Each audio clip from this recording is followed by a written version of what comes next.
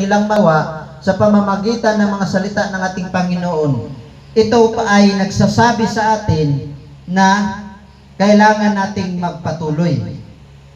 At sa pamamagitan ng salita nakasulat dito sa banal na kasulatan, ay tayo ay pinapatibay rin ng mga alagad ng ating Panginoon, which is ang mga apostoles, sa pamamagitan ng kanilang mga gawa, sa pamamagitan ng kanilang mga sinulat, upang sa atin ngayon ay makarating ang kanilang pagtitibay sa ating mga kaluluwa.